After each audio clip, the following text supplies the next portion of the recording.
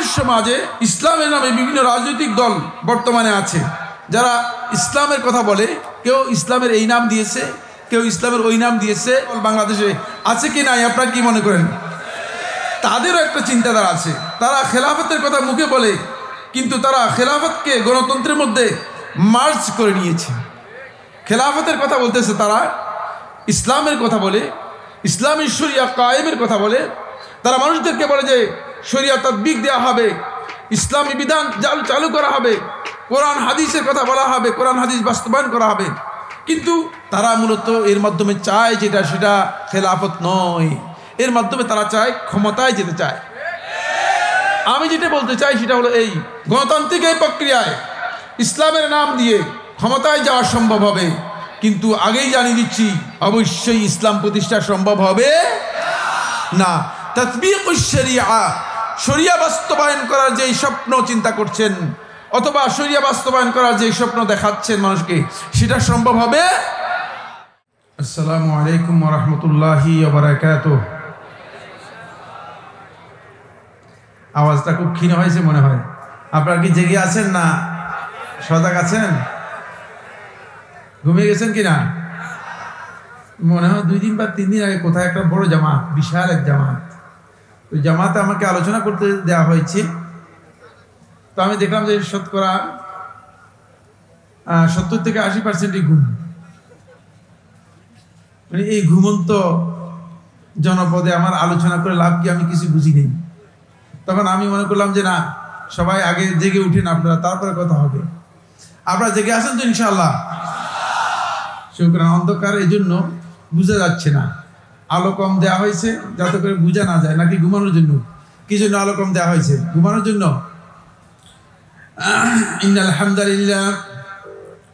ইন্নাল হামদালিল্লাহি নাহমাদুহু ওয়া নাস্তাঈনুহু ওয়া নাস্তাগফিরুহ ওয়া নাউযু বিল্লাহি মিন শুরুরি আনফুসিনা ওয়া মিন সাইয়্যাতি আমালিনা। মান ইয়াহদিহিল্লাহু ফালা মুদিল্লা লাহু ওয়া মান ইউদ্লিল ফালা হাদিয়া লাহু।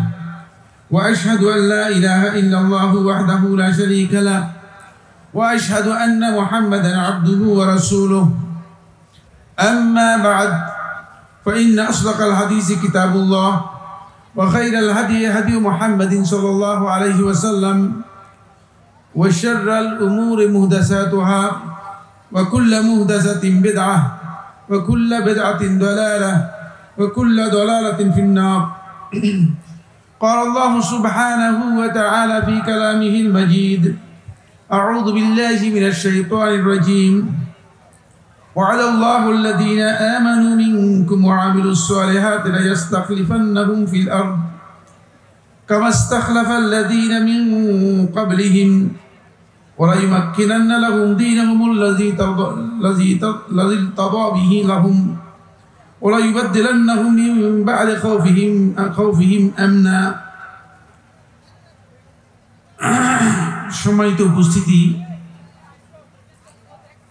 আজকের সালাফি কনফারেন্সের সম্মানিত সভাপতি, সম্মানিত উলামায়ে কেরাম, সম্মানিত বিভিন্ন পর্যায়ের দায়িত্বশীল মণ্ডলী, আমাকে একটি বিষয় নিয়ে আলোচনা করতে দেওয়া হয়েছে। যে বিষয়টি হচ্ছে খেলাফত ও প্রচলিত রাষ্ট্রনীতি তুলনামূলক বিশ্লেষণ। খেলাফত শব্দটি আমাদের অনেকের কাছেই অনেকটা অপরিচিত হয়ে গিয়েছে, যেহেতু এই শব্দের ব্যবহার এখন বর্তমানে ব্যাপকভাবে হয় না এবং আমরা জানিও না। রাষ্ট্র ব্যবস্থা যখন খেলাফত থেকে বেরিয়ে গিয়েছে বা খেলাফত সিস্টেম থেকে যখন বেরিয়ে গিয়েছে, তখন থেকেই আমরা বিভিন্ন ইজম, মন্ত্রতন্ত্র, মতবাদ, মতাদর্শের দিকে আমরা ধাবিত হয়ে গিয়েছি। ফলে সেই 1924-25 যেটা তুর্কি খেলাফত যেটা ছিল বা তুর্কি সালতানাত যেটা ছিল, 1925 সালে এই তুর্কি খেলাফতের পতনের সময় থেকে এখন 2025, প্রায় 100 বছর। এই 100 বছরের মধ্যে মুসলিম জনপদগুলো যেগুলো আছে, সেই জনপদগুলোতে মূলত খেলাফত শব্দটা একেবারেই আননোন, অপরিচিত হয়ে গিয়েছে। আল্লাহ রাব্বুল আলামিন কোরআনে কারীমে খেলাফত শব্দ ব্যবহার না করলেও কোরআনে কারীমে খলিফা শব্দ ব্যবহার করেছেন 2 বার। কোরআনে কারীমে সূরা বাকারার 30 নম্বর আয়াতের মধ্যে আল্লাহ সুবহানাহু ওয়া তাআলা খলিফা শব্দ ব্যবহার করেছেন যখন আদম আলাইহিস সালাতু ওয়াস সালামকে আল্লাহ রাব্বুল আলামিন সৃষ্টি করবেন, তখন আল্লাহ রাব্বুল আলামিন ফেরেশতাকে জানিয়ে দিচ্ছেন, বলছেন ইন্নী জাইলুন ফিল আরদি খলিফা, যে আমি পৃথিবীতে খলিফা প্রেরণ করব। সেখানে খলিফা শব্দ ব্যবহার করা হয়েছে সূরা আল বাকারার 30 নম্বর আয়াতের মধ্যে। সূরাতুস সাদের 26 নম্বর আয়াতের মধ্যে আল্লাহ সুবহানাহু ওয়া তাআলা খলিফা শব্দ ব্যবহার করেছেন। এই খলিফা শব্দ ব্যবহার করা হয়েছে সরাসরি দাউদ আলাইহিস সালাতু ওয়াস সালাম সম্পর্কে। ইয়া দাউদ ইন্না জাআলনাকা খলিফাতান ফিল আরদি ফাহকুম বাইনান নাস বিল হক। হে দাউদ, আমি তোমাকে পৃথিবীতে খলিফা হিসেবে অধিষ্ঠিত করেছি। এটা আল্লাহ রাব্বুল আলামিন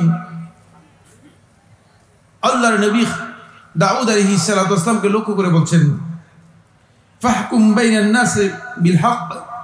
সুতরাং মানুষের মাঝে হক, ন্যায়ের সাথে, সত্যের সাথে, জাস্টিসের সাথে মানুষের সাথে বিচার ফয়সালা করবে, হুকুম দেবে। এখানে আল্লাহ সুবহানাহু ওয়া তাআলা খেলাফত শব্দকে প্রথম আদম আলাইহিস সালাতু ওয়াস সালামের সাথে ব্যবহার করেছেন, পরে দাউদ আলাইহিস সালাতু ওয়াস সালামের সাথে ব্যবহার করেছেন। প্রথম ব্যবহার একটি বিশেষ অর্থে ছিল খলিফা। পরে সমস্ত আহলে তাফসীর মুফাসসিরিনগণ খলিফা শব্দের 2টি অর্থ করেছেন। একটি অর্থ হচ্ছে খলিফা হচ্ছে স্থলাভিষিক্ত হওয়া। একজনের জায়গায় আরেকজন যখন স্থলাভিষিক্ত হয়, ওই স্থলাভিষিক্ত ব্যক্তি তাকে খলিফা বলা হয়। তাকে ইয়াখলুফু বা'দুহুম বা'দা, তাদের একদল আরেক দলের একজন আরেকজনের স্থলাভিষিক্ত হবে। যেহেতু আদম আলাইহিস সালাতু ওয়াস সালামকে আল্লাহ রাব্বুল আলামিন পৃথিবীতে স্থলাভিষিক্ত করেছেন, এই জন্য খলিফা বলা হয়েছে। এটা খলিফা এর কমন অর্থ। এই অর্থে আল্লাহ রাব্বুল আলামিন সমস্ত আদম সন্তান সবাইকে খলিফা অথবা খালাইফুল আরদ বলেছেন। আল্লাহ সুবহানাহু ওয়া তাআলা কোরআনে কারীমে সূরাতুন নামলের 62 নম্বর আয়াতের মধ্যে এই কথা আল্লাহ তাআলা ইঙ্গিত দিয়েছেন এবং বলেছেন। আল্লাহ রাব্বুল আলামিন সূরাতুন নামলের 62 নম্বর আয়াতের মধ্যে বলেন, ওয়া ইয়াজআলুকুম খুলাফাআল আরদি আইলাহুন মা'আল্লাহ। আল্লাহ রাব্বুল আলামিন তোমাদেরকে এই পৃথিবীর খলিফা হিসেবে আল্লাহ তাআলা তোমাদেরকে অধিষ্ঠিত করেছেন বা মনোনীত করেছেন। সুতরাং তোমরা কি মনে করো যে আল্লাহর সাথে যিনি তোমাদেরকে খলিফা করলেন, তিনি তোমাদেরকে স্থলাভিষিক্ত করলেন, তার সাথে তোমরা আর কোনো ইলাহ আছে, আর কোনো মাবুদ আছে, আর কোনো উপাস্য আছে, এমনটা মনে করো? সূরা নামলের 62 নম্বর আয়াতে আল্লাহ তাআলা এটা বলেছেন। খলিফার দ্বিতীয় অর্থ হচ্ছে বিশেষ দায়িত্বপ্রাপ্ত হওয়া। এটা হচ্ছে খেলাফতের মৌলিক বিষয়। সুনির্দিষ্ট এবং বিশেষ দায়িত্বপ্রাপ্ত হয়ে যে ব্যক্তি আল্লাহর বান্দাদের মধ্যে জাস্টিস কায়েম করবেন, ইসলামী শরিয়াত তাতবিক দেওয়ার জন্য, ইসলামী শরিয়া বাস্তবায়ন করার জন্য কাজ করবেন, এটা হচ্ছে খলিফার দ্বিতীয় বিশেষ অর্থ। এটা আল্লাহ রাব্বুল আলামিন সূরা সাদের 26 নম্বর আয়াতের মধ্যে দাউদ আলাইহিস সালাতু ওয়াস সালামের ব্যাপারে বলেছেন। দাউদকে শুধুমাত্র ওই খোলাফাউল আরদের যে কমন অর্থ রয়েছে সে অর্থে ব্যবহার করেন নাই, বরং আল্লাহ রাব্বুল আলামিন এই আয়াতের মধ্যে বলেছেন, ইয়া দাউদ ইন্না জাআলনাকা খলিফাতান ফিল আরদি ফাহকুম বাইনান নাস বিল হক। হে দাউদ, তোমাকে পৃথিবীতে আমি খলিফা হিসেবে অধিষ্ঠিত করেছি, খলিফা হিসেবে আমি তোমাকে মনোনীত করেছি। ফাহকুম বাইনান নাস বিল হক। সুতরাং মানুষের মাঝে তুমি যখন বিচার ফয়সালা করবে, মানুষের মাঝে যখন বিধান দেবে, তখন ন্যায়ের সাথে, হকের সাথে, সত্যের সাথে বিধান দেবে, সঠিক বিধান দেবে। ওয়ালা তাত্তাবিল হাওয়া, আর নিজের প্রবৃত্তির অনুসরণ করবে না। হকের বিপরীতে আল্লাহর দেয়া বিধানের বিপরীতে যা কিছু আছে সবটাই হচ্ছে মূলত প্রবৃত্তি। এজন্য আল্লাহ সুবহানাহু ওয়া তাআলা এখানে স্পষ্ট করে বলছেন, ওয়ালা তাত্তাবিল হাওয়া, নিজের কুপ্রবৃত্তির অথবা মন গড়া চিন্তাধারার অনুসরণ করবে না। ফায়ুদিল্লুকা আন সাবিলিল্লাহ, তাহলে তোমাকে আল্লাহর রাস্তা থেকে বিভ্রান্ত করে ফেলবে, বিচ্যুত করে ফেলবে। এই দুটি হচ্ছে খলিফা শব্দের ব্যবহার সম্পর্কে আমরা আপনাদের সামনে আলোচনা করলাম। আল্লাহ রাব্বুল আলামিন কোরআনে কারীমের একাধিক আয়াতের মধ্যেই আল্লাহ রাব্বুল আলামিন খেলাফতের কথা আলোচনা করেছেন। এখন আমরা খেলাফতের কমন এবং খাস বিশেষ যে অর্থ রয়েছে অর্থ আলোচনা করার পরে খেলাফতের কনসেপ্ট বা ধারণা নিয়ে কিছু কথা বলবো। খেলাফতের কনসেপ্ট বা ধারণা এটা বিভিন্ন দৃষ্টিভঙ্গি থেকে, বিভিন্ন ধারা থেকে, বিভিন্নভাবে আজকে মুসলিম সমাজের মাঝে বিভিন্নভাবে এটাকে তুলে ধরা হচ্ছে, বিভিন্ন কনসেপ্ট থেকে, বিভিন্ন ধারা থেকে তুলে ধরা হচ্ছে। এক নম্বর খেলাফতের যে দৃষ্টিভঙ্গি, এটা আপনারা সবাই জানেন, সুফিবাদী এবং তরিকতপন্থীদের খেলাফত হচ্ছে ব্যক্তির পক্ষ থেকে তরিকতের খেরকা লাভ করা, এটা হচ্ছে খেলাফত। তারা একটা একটা কাপড় দিয়ে দেয় অথবা একটা পাগড়ি দিয়ে দেয়, আর এটা ধরে আপনি তাদের হাতে বায়াত হয়ে তারপরে তাদের খলিফার হয়ে যান। বাংলাদেশে এই ধরনের খলিফার সংখ্যা অনেক বেশি। এই খলিফার কোনো শেষ নেই, রাস্তায় রাস্তায় পাওয়া যায়, বলে আমি অমুকের খলিফা, আবার গর্ব করে পরিচয় দিচ্ছে। এই ধরনের খলিফা আল্লাহ রাব্বুল আলামিন এদের পরিচয় কোরআনের মধ্যেও দেন নাই, রাসূলুল্লাহ সাল্লাল্লাহু আলাইহি ওয়াসাল্লাম হাদিসের মধ্যেও দেন নাই। এই খেলাফত মূলত মুসলমানদের খেলাফত নয়, এই খেলাফত মূলত ইসলামের খেলাফত নয়, এগুলো মন গড়া মানুষের তৈরি করা খেলাফত। এগুলোর কারণে মূলত খেলাফতের কনসেপ্ট একেবারেই বিভ্রান্ত হয়ে গিয়েছে। দুই নম্বর যে পয়েন্টটি সেটা হলো এই, খেলাফতের এই কনসেপ্টের মধ্যে খারিজি ও চরমপন্থী তাকফিরীদের খেলাফত হচ্ছে তারা সমস্ত ক্ষেত্রেই তারা সশস্ত্র বিপ্লব করে শরিয়ার আইন কায়েম করবে, যদিও জনগণ না চায়, যদিও জনগণ এদিকে না যায়। খারিজি ও তাকফিরি সম্প্রদায় আমাদের সমাজে তাদের একটা অবস্থান আছে, আপনারা স্বীকার করেন বা না করেন। এবং এই সম্প্রদায়ের লোকদের বক্তব্য হচ্ছে যে সশস্ত্র বিপ্লব ছাড়া খেলাফত হবে না, এবং সেটাকেই তারা মনে করতেছে খেলাফত, আর ওইদিকে মানুষদেরকে আহ্বান করছে। ফলে খেলাফতকে আমাদের সমাজে যখন খেলাফত নিয়ে কথা বলে অনেকে, মানুষ ভয় পেয়ে যাচ্ছে, খেলাফত ফোবিয়া তৈরি হয়েছে। কারণ হলো উগ্রবাদী অথবা তাকফিরি সংগঠনে যারা অনুসারী আছে, তারা জায়গায় জায়গায় যখনই আলোচনা করে তখনই তাদের একটা বক্তব্য খেলাফত নিয়ে তারা কথা বলেন, কিন্তু খেলাফত বলতে তারা এই কথা ক্লিয়ার করেন না, স্পষ্ট করেন যে ইসলামী খেলাফত কোনটাকে বলা হচ্ছে, বা ইসলামী খেলাফতের জন্য সুনির্দিষ্ট ওয়ে কী হবে, সুনির্দিষ্ট পদ্ধতি কী হবে, সেটা মানুষের সামনে স্পষ্ট করেন না।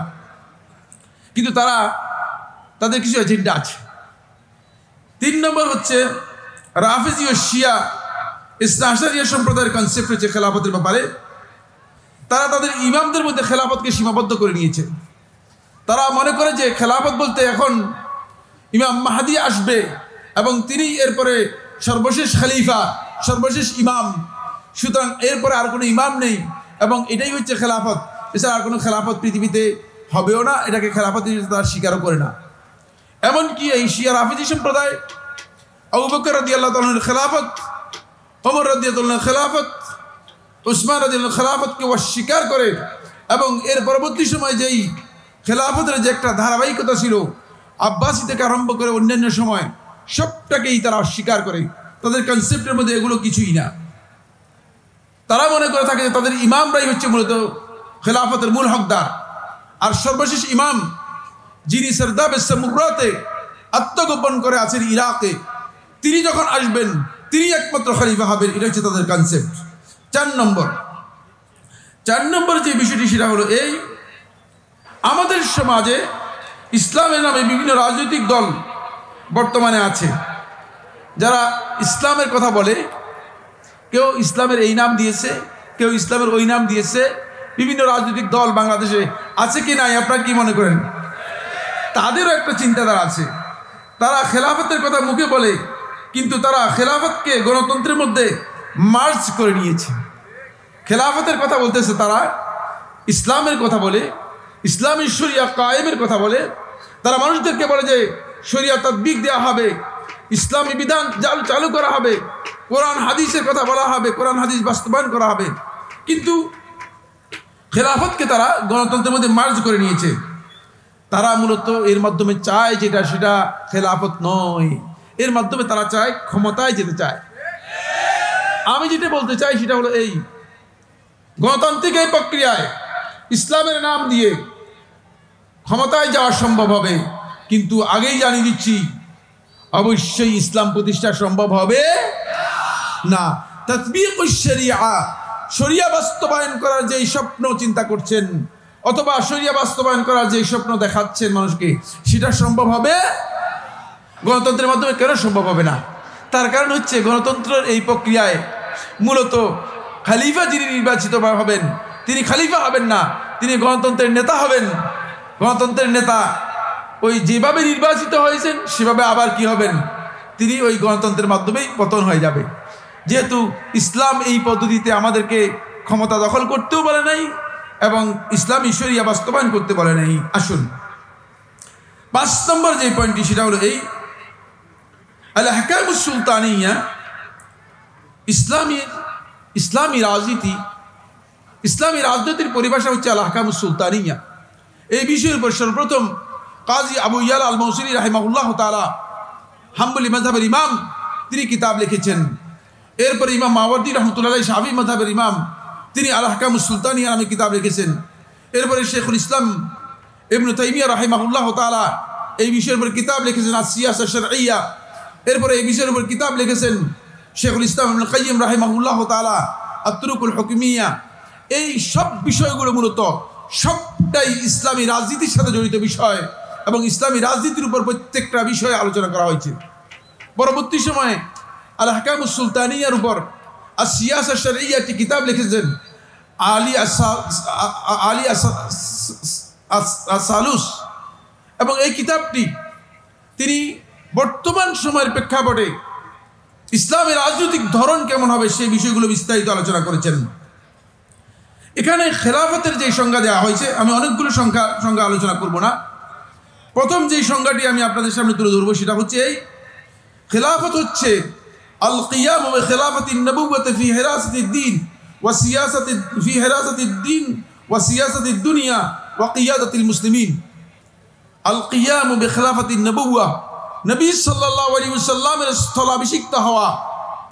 3টি কাজের মধ্যে একটি হচ্ছে হিরাসাতুদ্দিন, দ্বীনকে রক্ষণাবেক্ষণ এবং সংরক্ষণ করার জন্য, ওয়া সিয়াসাতুদ দুনিয়া, এবং দুনিয়া পরিচালনা করার কাজে, বিভিন্ন দুনিয়ার বিষয়গুলোকে পরিচালনা করার কাজে নিজেকে ব্যস্ত করা, ওয়া কিয়াদাতুল মুসলিমিন, এবং মুসলিমদের সঠিক নেতৃত্ব দেয়া। এই 3টি কাজকে মূলত খেলাফা বলে আখ্যায়িত করেছেন। ইমাম তাফতাজানি রাহিমাহুল্লাহ এবং মাওয়ার্দী রাহিমাহুল্লাহ তাআলা এই দুইজনই একই সংজ্ঞা দিয়েছেন খেলাফতের।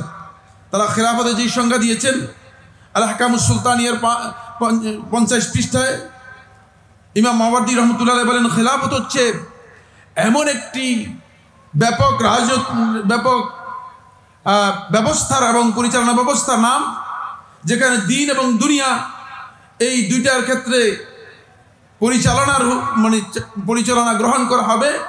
খিলাফাতান আনিন নবী সাল্লাল্লাহু আলাইহি ওয়াসাল্লাম, নবী সাল্লাল্লাহু আলাইহি ওয়াসাল্লামের দেখানো যে তরিকা আছে সেই তরিকার আলোকে এবং নবী সাল্লাল্লাহু আলাইহি ওয়াসাল্লামের স্থলাভিষিক্ত হওয়ার মাধ্যমে এটাকে খেলাফত বলা হয়েছে। কিন্তু খেলাফত শব্দটি মূলত ইসলামের প্রথম যুগ থেকে আরম্ভ করেই ইসলামের মধ্যে এই পরিভাষাটি ব্যবহার হয়ে আসছে।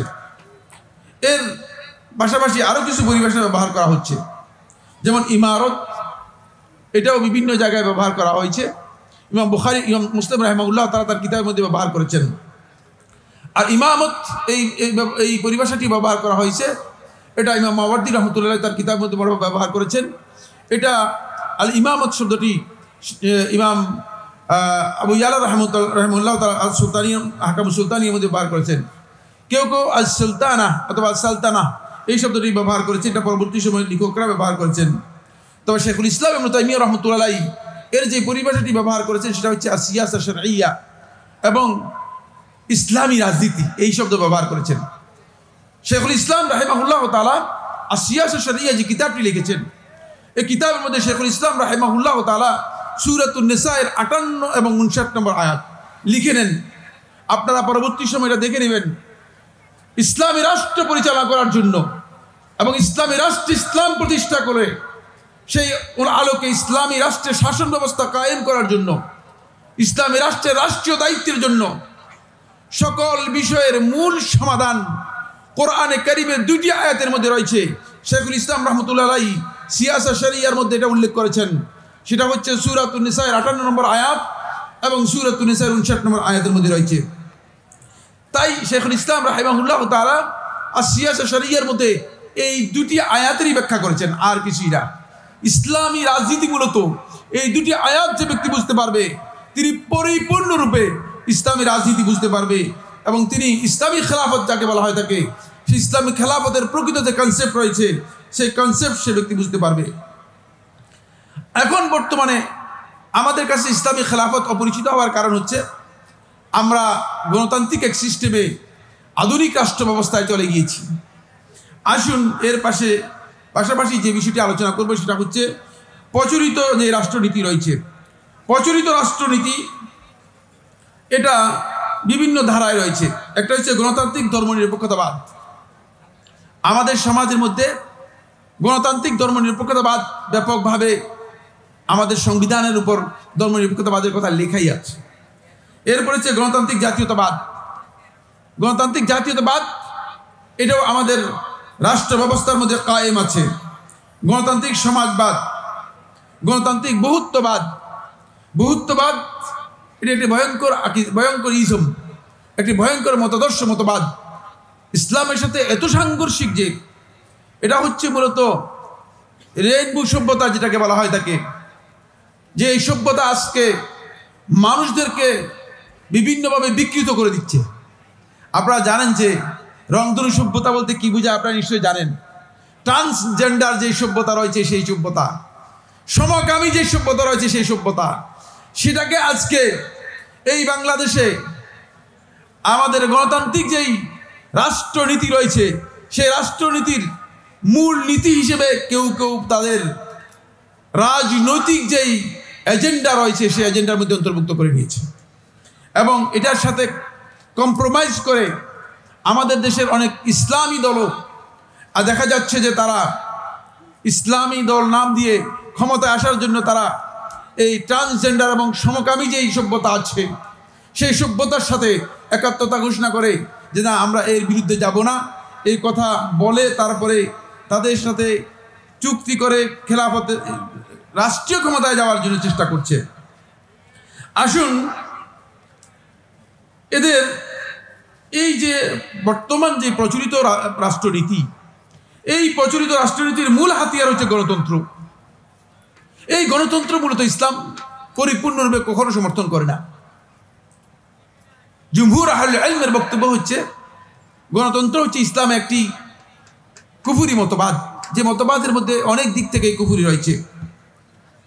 যদি আপনি গণতন্ত্রই কায়েম করেন আর গণতন্ত্রকে আপনি প্রতিষ্ঠা করেন তাহলে আপনি ইসলামকে কি বলবেন, ইসলাম সম্পর্কে আপনার ধারণা কি হবে?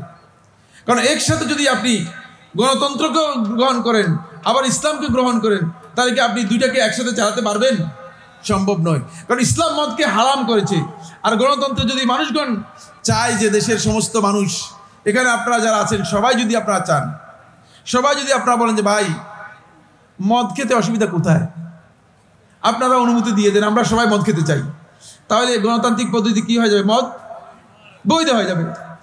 আপনি দেখেন সুদ একেবারে রাষ্ট্রীয়ভাবে বৈধ হয়ে গিয়েছে, যেহেতু দেশের জনগণ এবং দেশের রাষ্ট্রীয় কাঠামোতে সুদকে বৈধ ঘোষণা করে দেওয়া হয়েছে। এতে আল্লাহর বিধানকে লঙ্ঘন করা হয়েছে কি হয় নাই? আল্লাহর বিধানকে তোয়াক্কা করা হয়েছে কি? মোটেও তোয়াক্কা করা হয়নি। কারণ হলো যেহেতু জনগণের সাথে জড়িত, জনগণ চায় যেটা সেটাই বিধান হয়ে যাবে। কিন্তু ইসলামের সাথে গণতন্ত্র এই কারণেই মারাত্মক সাংঘর্ষিক একটি বিষয়। ফলে এই রাষ্ট্রনীতি, প্রচলিত যে রাষ্ট্রনীতি আছে, এর মূল হাতিয়ার হচ্ছে গণতন্ত্র। আর গণতন্ত্রের সাথে যুক্ত থাকার কারণে এর সাথে, গণতন্ত্রের সাথে আরো অনেকগুলো ইজম যুক্ত করে নিয়েছে। কেউ সেকুলারিজমকে যুক্ত করে নিয়েছে, কেউ সোশ্যালিজমকে যুক্ত করে নিয়েছে, কেউ ন্যাশনালিজমকে যুক্ত করে নিয়েছে, কেউ আর আদার্স যে সমস্ত ইজম আছে সেগুলোকে যুক্ত করে নিয়েছে। ফলে রাষ্ট্র ব্যবস্থায় মূলত এখন অল্প আগে যে কথা বলা হয়েছে, ইসলামের নামে যেই মুসলিমরা যে অবস্থানে থাকার কথা ছিল সেই অবস্থানে মুসলিমরা এখন নাই এবং থাকার সম্ভাবনাও নাই। কারণ হলো মুসলিমরা এখন গোলামির জিঞ্জিরে আবদ্ধ হয়ে আছে। যতক্ষণ পর্যন্ত আপনি গোলামির এই রাষ্ট্র ব্যবস্থা অথবা রাষ্ট্রনীতির এই গোলামি থেকে বের না হবেন, ততক্ষণ পর্যন্ত আপনি কোনোভাবেই আপনি এই গোলামি থেকে বের না হলে আপনি ইসলামী রাষ্ট্র এবং ইসলামী ব্যবস্থা, ইসলামী জীবন ব্যবস্থা অথবা ইসলামী শরিয়াত তাতবিক দেওয়ার জন্য, বাস্তবায়ন করার জন্য স্কোপ বা সুযোগ পাবেন না। আসলে এরপর আমরা তুলনামূলক কয়েকটি বিষয় পর্যালোচনা করব। সময় দেওয়া হয়েছে যতটুকু ততটুকু, এর বাইরে নয়। খেলাফত প্রচলিত যেই রাষ্ট্রনীতি, এর তুলনামূলক পর্যালোচনার মধ্যে প্রথমেই আসবে 1 নম্বর হচ্ছে সুভারেনিটি বা সার্বভৌমত্বের বিষয়। ইসলাম একমাত্র সার্বভৌমত্ব কার ঘোষণা করে? কার সার্বভৌমত্ব রয়েছে? একমাত্র আল্লাহর। এই আসমান এবং জমিন, লাহু মাকালিদুস সামাওয়াতি ওয়াল আরদ, এই আসমান জমিনের সব কিছুর মালিক কে? আল্লাহ সুবহানাহু ওয়া তাআলা। ইসলাম এটাই ঘোষণা দেয়। ইসলাম আল্লাহ রাব্বুল আলামিনকে সব কিছুর ক্ষমতা দিয়েছেন। আর মালিকানা একমাত্র আল্লাহ তাআলার নিরঙ্কুশ মালিকানা। আল্লাহ রাব্বুল আলামিন মানুষদেরকে একটা পোর্শন মালিকানা দিয়েছেন, সেটা হচ্ছে মানুষ ব্যবহার করতে পারবে, উপকৃত হতে পারবে, এতটুকু মালিকানা আল্লাহ সুবহানাহু ওয়া তাআলা অনুমোদন করেছেন।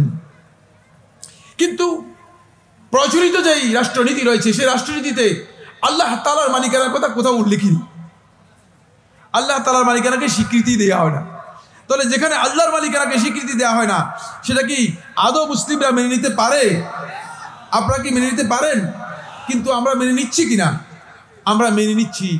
আমরা মনে করেছি এই 5 ওয়াক্ত সালাত জামাতে আদায় করব, সিয়াম পালন করব, হজ দিব, আর আল্লাহকে কিছু সাদাকা ভিক্ষুকের মতো কিছু মোটামুটি সদকা মদকা দিয়ে আমরা মনে করেছি ইসলাম এতটুকুর মধ্যে সীমাবদ্ধ।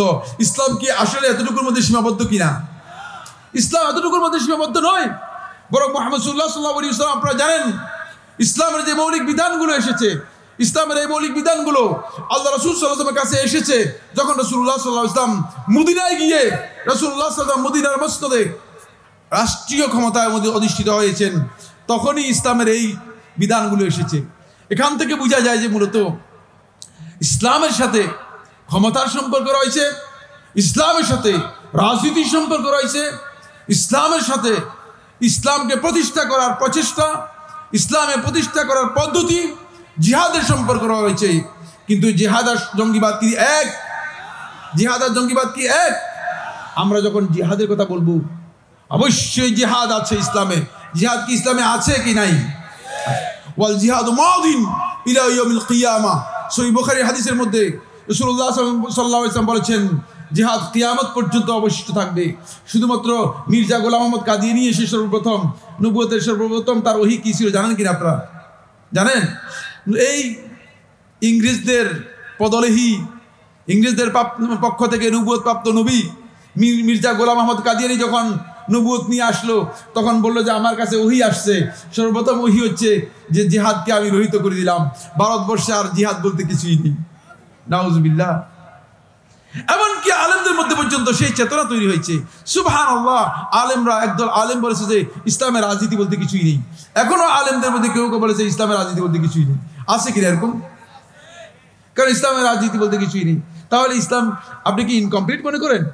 ইসলামকে অপরিপূর্ণ মনে করেন? অথচ আল্লাহ সুবহানাহু ওয়া তাআলা কোরআনে কারীমে সূরাতুল মাইদা 3 নম্বর আয়াতের মধ্যে ইসলামকে আল্লাহ তাআলা ঘোষণা করে বলে দিয়েছেন, আল ইয়াউমা আকমালতু লাকুম দীনাকুম ওয়া আতমামতু আলাইকুম নি'মাতি ওয়া রাদিতু লাকুমুল ইসলাম দীনা। ইসলাম তো কমপ্লিট কোড অফ লাইফ। সুতরাং আপনি কি কারণে ইসলামকে ইনকমপ্লিট মনে করছেন? সুতরাং এখানে আপনার বুঝের গলদ আছে, আপনার বুঝের ভুল আছে। এই বুঝকে আপনাকে অবশ্যই পরিবর্তন করতে হবে। দুই নম্বর পয়েন্ট হচ্ছে ইসলামী খেলাফতের মধ্যে, বন্ধুগণ, ইসলামী খেলাফতের মধ্যে ক্ষমতার উৎস হচ্ছে কোরআন এবং সুন্নাহ, এবং আল্লাহর পক্ষ থেকে আল্লাহ রাব্বুল আলামিন যাদেরকে ক্ষমতা দিবেন কোরআন এবং সুন্নাহর ভিত্তিতে যারা দেশ পরিচালনা করবে তারাই মূলত এই পাওয়ারটুকু পাবে। কিন্তু আপনি যখন প্রচলিত এই রাষ্ট্রনীতিতে যাবেন, প্রচলিত এই রাষ্ট্র ব্যবস্থায় যাবেন, তখন ক্ষমতার উৎস হচ্ছে জনগণ। জনগণ যাই বলবে তাই হবে আইন, জনগণ যে সংবিধান দিবে তাই হচ্ছে সংবিধান। আর ইসলামের সংবিধান একেবারেই নির্দিষ্ট। ইসলামের সংবিধান কি লিখিত না অলিখিত? লিখিত। ইসলামের সংবিধান কোনটি জানেন কিনা? হ্যাঁ, আপনারা জানেন কিনা? আল কোরআন। যখন মালিক ফয়সাল রাহিমাহুল্লাহ তাআলা সৌদি আরবের, তার কাছে যখন আমেরিকা থেকে এই কথা বলে পাঠানো হলো যে তোমরা তোমাদের সংবিধান কি, তোমরা দেশ কিভাবে চালাও, বিভিন্ন ধরনের আন্তর্জাতিক যখন চাপ তৈরি করা হচ্ছে, বুঝতে পেরেছেন, তখন বলে তোমরা দেশ কিভাবে চালাও, তোমাদের সংবিধান কি, একটু আমাদেরকে জানাও। তখন মালিক ফয়সাল রাহিমাহুল্লাহ তাআলা বললেন যে আমাদের সংবিধান আল্লাহর পক্ষ থেকে অবতীর্ণ কোরআন, কোরআন পড়ে নাও, তোমাদের কাছে যদি থাকে এটাই হচ্ছে আমাদের সংবিধান, আমাদের আর কোনো সংবিধানের প্রয়োজন নেই। না, আজকে তো মানুষ সংবিধান নিজেরাই তৈরি করে, আবার নিজেরাই কাটে, আবার নিজেরাই তৈরি করে, নিজেরাই সংশোধন করে, আবার নিজেরাই তৈরি করে, তারপরে নিজেরাই এর মধ্যে ভুল ধরে, ঠিক কিনা? তাহলে এটা কোনো সংবিধান হতে পারে কিনা? কিন্তু সেটাই তো সংবিধান হতে পারে যেটার মধ্যে আল্লাহ তাআলা ঘোষণা করে দিয়েছেন যালিকাল কিতাবু লা রাইবা ফীহি, লা রাইবা ফীহি। সেটাই মূলত মানুষের জন্য, মানবতার জন্য, মানুষের কল্যাণের জন্য একমাত্র সংবিধান হতে পারে। আসেন 3 নম্বর যে পয়েন্টটি, সেটা হলো এই টার্গেট, অবজেক্টটা কি, হাদাফ কি, গোল কি, কোথায় যেতে চাই। ইসলামী খেলাফত যেটাকে বলা হচ্ছে, ইসলামী খেলাফতের টার্গেট হচ্ছে আল্লাহ রাব্বুল আলামিন যে বিধান দিয়েছেন এই মানবতার জন্য, সেই বিধানকে মানবতার জন্য বাস্তবায়ন করতে হবে। অন্য কোনো বিধান মানবতাকে শান্তি দিতে পারে না, অন্য কোনো বিধান মানবতার জন্য কল্যাণ নিশ্চিত করতে পারে না, অন্য কোনো বিধান মানুষের মধ্যে চলতে পারে না। কিন্তু বর্তমান রাষ্ট্র ব্যবস্থা, রাষ্ট্রনীতিতে আমরা যদি দেখি, সেখানে আমরা দেখতে পাবো যে তাদের রাষ্ট্রনীতিতে টার্গেট হচ্ছে একটাই, সেটা হলো ক্ষমতা দখল করা হবে, তারপরে নিজেদের মাসলাহাত, নিজেদের স্বার্থে মুসলমানদেরকে অথবা মানুষদেরকে, জনগণকে, পাবলিককে, যেই নামেই দেন না কেন, জনগণ বলেন, পাবলিক বলেন, যেই নামে বলেন না, তাদেরকে নিজেদের মাসলাহাতে তাদেরকে পরিচালনা করা হবে। আইন করা হবে নিজেদের মাসলাহাতে। আইন করা হবে কার মাসলাহাতে? নিজেদের মাসলাহাতে। আপনি দেখেন প্রত্যেকটা আইনই তো যখন আইন করা হয় থাকে, আইনবিদরা শুধুমাত্র দেখে যে তাদের সুবিধা কোন কোন আইনের মধ্যে আছে, সেটাকেই লক্ষ্য করে তারা আইন করে থাকে। তারা আইনের মধ্যে গরিব মানুষ, নিরীহ মানুষ, ভুখারাঙ্গা মানুষ, অভাবী মানুষ, ফকির, মিসকিন, অসহায়, দরিদ্র, দরিদ্র মানুষগুলো, তাদের ব্যাপারে তারা মোটেও তাকায় না। এখান থেকে বোঝা যাচ্ছে মূলত টার্গেট এক নয়। খেলাফতের টার্গেট হচ্ছে ডান দিকে, আর বর্তমান যে রাষ্ট্রনীতি, রাষ্ট্র ব্যবস্থা, প্রচলিত রাষ্ট্র ব্যবস্থার টার্গেট হচ্ছে বাম দিকে, পুরাই উল্টা দিকে। কারণ আল্লাহ রাব্বুল আলামিনের এই জমিনে, আল্লাহ রাব্বুল আলামিনের জমিনে যদি আল্লাহর বিধান কায়েম না হয়, তাহলে এখানে শান্তি আসতে পারে? কখনো শান্তি আসতে পারে না। এরপরে 5 নম্বর যে পয়েন্টটি, 4 নম্বর যে পয়েন্টটি, সেটা হলো সিস্টেমের মধ্যে।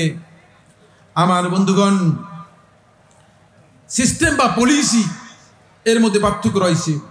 খেলাফতের যে সিস্টেম বা পলিসি রয়েছে, এটা হচ্ছে নিজামুন কাইমুন আলা শরিয়াতিল ইসলামিয়া, এমন একটি সিস্টেম বা পলিসি যেটা ইসলামী শরিয়ার দিক নির্দেশনার উপর প্রতিষ্ঠিত।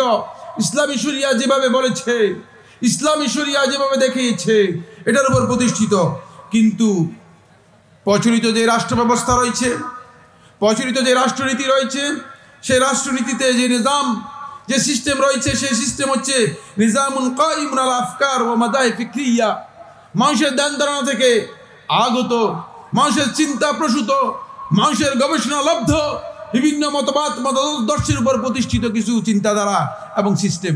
এই সিস্টেম এই কারণেই জায়গায় জায়গায় ফল করছে, জায়গায় জায়গায় ব্যর্থ হচ্ছে। আজকে সিস্টেম ব্যর্থ হওয়ার কারণ হচ্ছে মানুষের দেয়া সিস্টেম মানুষের জন্য চলে না, এই কারণে এখানে ব্যর্থতা এসেছে। 5 নম্বর পয়েন্ট হচ্ছে খেলাফত হচ্ছে আল্লাহর পক্ষ থেকে প্রদত্ত বিশেষ দায়িত্ব। এটা আমি বলেছি সূরা সাদের 26 নম্বর আয়াতের মধ্যে আল্লাহ তাআলা দাউদকে বলেছেন এটা আল্লাহর পক্ষ থেকে একটা বিশেষ দায়িত্ব। আল্লাহ রাব্বুল আলামিন যখন আমাদেরকে এই পৃথিবীতে পাঠিয়েছেন, এই পৃথিবীর পরিচালনা দায়িত্ব মূলত আল্লাহ রাব্বুল আলামিন একদল লোককে দেবেন যাদেরকে আল্লাহ তাআলা পছন্দ করেন। আল্লাহ সুবহানাহু ওয়া তাআলা সূরা নূরের 55 নম্বর আয়াতের মধ্যে সেটা আল্লাহ তাআলা বলেছেন, ওয়া'আদাল্লাহু আল্লাযীনা আমানু মিনকুম ওয়া আমিলুস সালিহাতি লা ইস্তাখলিফান্নাহুম ফিল আরদ। আল্লাহ তাআলা ওয়াদা করেছেন, আল্লাহ রাব্বুল আলামিন এই ওয়াদা করেছেন যে যারা ঈমান এনেছে এবং আমল সালেহ করেছে এই দুটি শর্ত যারা পূরণ করবে, এই দুটি শর্ত সাপেক্ষে আল্লাহ রাব্বুল আলামিন এই পৃথিবীর যে কর্তৃত্ব রয়েছে, এই পৃথিবীতে শাসন ব্যবস্থা রয়েছে, এই সবটাই দায়িত্ব আল্লাহ রাব্বুল আলামিন আল্লাহর বান্দা ঈমানদার ব্যক্তিদেরকে দিবেন। তাহলে বোঝা গেল যে আল্লাহ তাআলা দেয়া যে শর্ত রয়েছে সেই শর্ত আমরা পূরণ করতে পেরেছি না? কি মনে করেন পেরেছি? আমরা ক্ষমতা আছি তো এখন, না? ক্ষমতা আমরা আছি কিনা একটু আওয়াজ করে বলেন। এখানে কথা এত কম কেন? মানুষ কি নাই নাকি? হ্যাঁ, আমরা ক্ষমতা আছি তো এখন? আমরা ক্ষমতা আছি? ক্ষমতা আমরা নেই। তাহলে বোঝা গেল যে আল্লাহর দেওয়া যে এই ব্যবস্থা, আল্লাহ দেওয়া যে সাহায্যের ওয়াদা রয়েছে সেই ওয়াদাটুকু আমরা পাই নেই। আল্লাহ তাআলা অন্য আয়াতের মধ্যে স্পষ্ট করে বলেছেন, ইন তানসুরুল্লাহ ইয়ানসুরকুম ওয়া ইউসাব্বিত আকদামাকুম। যদি তোমরা আল্লাহকে সাহায্য করো আল্লাহ তাআলা তোমাদেরকে সাহায্য করবেন। আমরা বোঝা যাচ্ছে যে আল্লাহকে যেভাবে সাহায্য করার কথা ছিল সেভাবে সাহায্য করি নাই। 6 নম্বর বন্ধুগণ, খুবই গুরুত্বপূর্ণ বিষয়, সেটা হলো এই শেষ কথা, ইমানদারদের এই চেতনা থাকতে হবে খিলাফত আল্লাহ তাআলার দেয়া একটা মিনহা রাব্বানিয়া, আল্লাহর পক্ষ থেকে একটা বিশেষ অনুগ্রহ। এটা আল্লাহ রাব্বুল আলামিন যারা আল্লাহ তাআলার দেয়া যে শর্ত রয়েছে সেই শর্তগুলো পূরণ করবে তাদেরকে আল্লাহ রাব্বুল আলামিন খেলাফত দিবেন। কিন্তু ক্ষমতা আল্লাহ তাআলার পক্ষ থেকে মিনহা রাব্বানিয়া নয়। এই ক্ষমতা আল্লাহ তাআলা যাকে পছন্দ করেন তাকেও দেন, যাকে পছন্দ করেন না তাকেও দেন। সম্পদ কাফেরকে এই দেশে সম্পদ দেওয়া হয় না, ঠিক না? কাফের জমিনে দান হয় না, ঠিক না? ইমানদার ব্যক্তির জমিনে যতটুকু দান হয় কাফের জমিনে এর চেয়ে অর্ধেক দান হয়, ঠিক কিনা? না, সমান। দেখছেন? সুতরাং আমার আল্লাহ রাব্বুল আলামিন ইমানদার এবং কাফেরকে, বেঈমানকে আল্লাহ রাব্বুল আলামিন যেভাবে দুনিয়া বন্টন করে দিয়েছেন ঠিক সেভাবেই এই পার্থিব যে ক্ষমতা রয়েছে এই ক্ষমতাকে আল্লাহ রাব্বুল আলামিন ইমানদারদেরকেও দিতে পারেন, বেঈমানকেও দিতে পারেন। যাকে আল্লাহ তাআলা খুশি তাকে দিতে পারেন, সেখানে কোনো ধরনের কন্ডিশন নেই। কিন্তু যদি সত্যিকার ইমানদার ব্যক্তিগণ খেলাফতের দায়িত্ব পালন করতে হয়, এই মিনহা রাব্বানিয়া আল্লাহ রাব্বুল আলামিনের পক্ষ থেকে যদি তারা এই আল্লাহর অনুগ্রহ পেতে হয় তাহলে আল্লাহ তাআলা যে শর্ত দিয়েছেন সেই শর্ত পূরণ করতে হবে। এরপরে যে বিষয়টি সেটা হলো এই খেলাফত প্রতিষ্ঠার পথ। বন্ধুগণ, এখন হরতাল করবেন, গাড়ি পোড়া দিবেন, শেষ কথা। আমার সময় শেষ হয়ে গিয়েছে, এই জন্য আর বলতে চাচ্ছি না, আরো 2 মিনিট আছে। খেলাফত প্রতিষ্ঠার যে পথ রয়েছে, হরতাল করবেন, গাড়ি পোড়ায় দিবেন, গাড়ির মধ্যে পেট্রোল বোমা মেরে দিবেন, এরপরে রাস্তা অবরোধ করবেন, এরপর রাস্তায় মিটিং করবেন, এরপরে মিছিল করবেন, এরপরে মানে দাঙ্গা হাঙ্গামা করবেন। এর মাধ্যমে খেলাফত প্রতিষ্ঠা হবে? আল্লাহর দ্বীন প্রতিষ্ঠা হবে? এর মাধ্যমে শরিয়ত প্রতিষ্ঠা হবে? এটা তো শরিয়ত অনুমোদনই দেয়নি। এই জন্য খেলাফতের পদ্ধতি আপনাকে সুন্নাহ থেকে গ্রহণ করতে হবে, রাসূলুল্লাহ সাল্লাল্লাহু আলাইহি ওয়াসাল্লামের সিরাত থেকে গ্রহণ করতে হবে।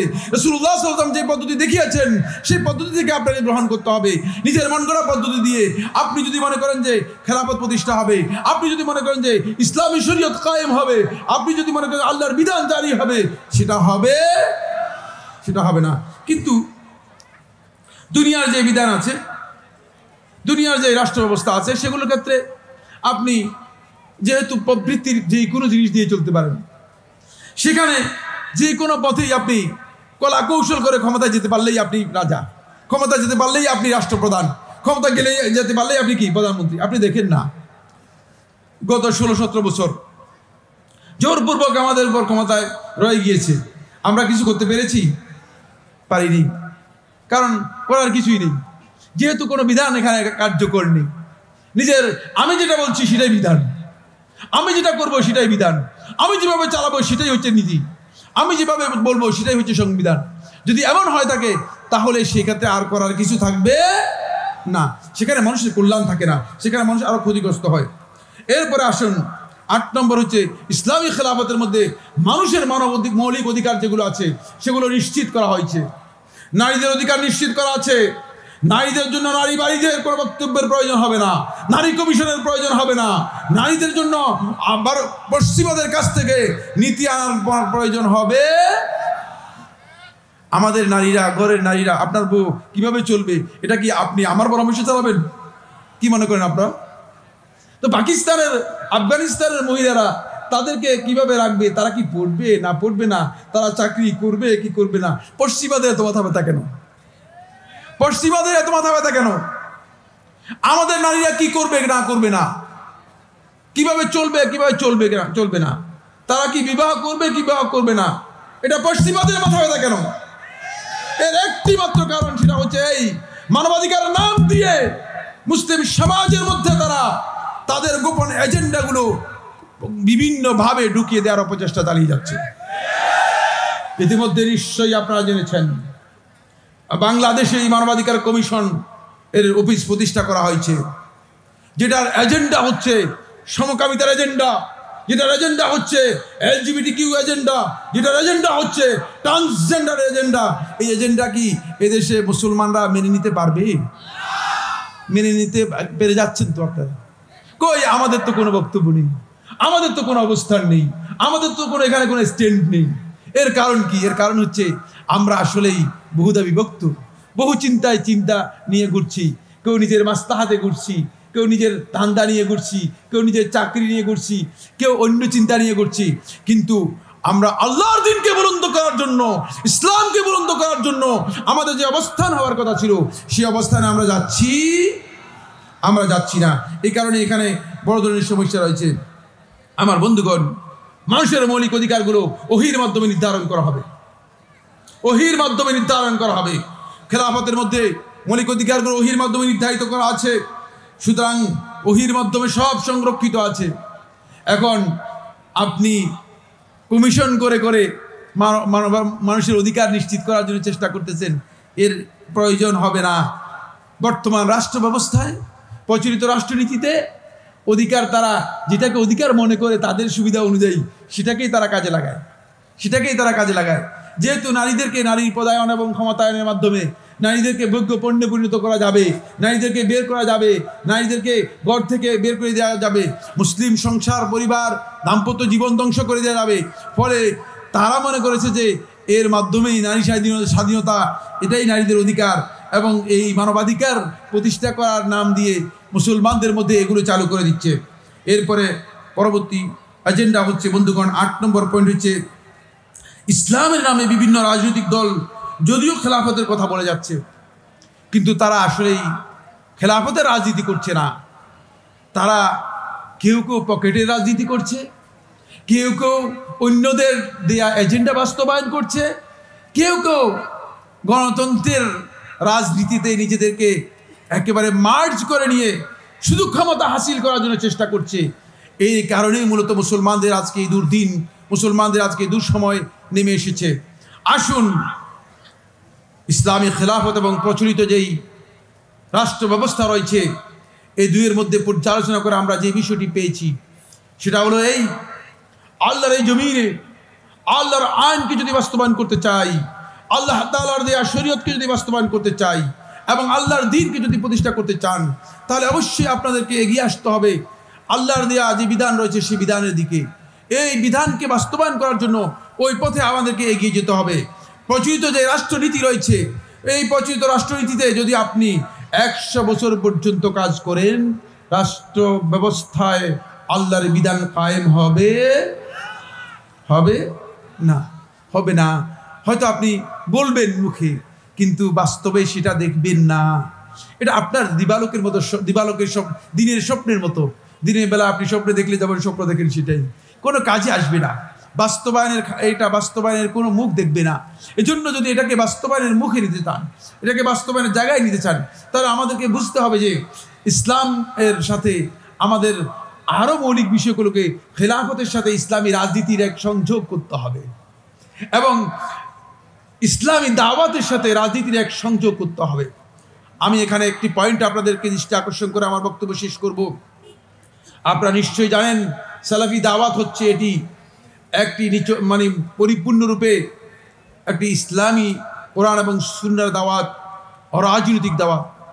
কিন্তু এই সালাফি দাওয়াতকে অবশ্যই এর সাথে রাজনৈতিক দিকগুলোকে যুক্ত করে যদি আপনি ইসলামী খেলাফতের দৃষ্টিভঙ্গিকে সামনে আনতে পারেন, তাহলে মুসলিমগণ ইসলাম এর প্রতিষ্ঠার মাধ্যমে যেই সুফলগুলো পাবে, সেই সুফলগুলো লাভ করতে পারবে।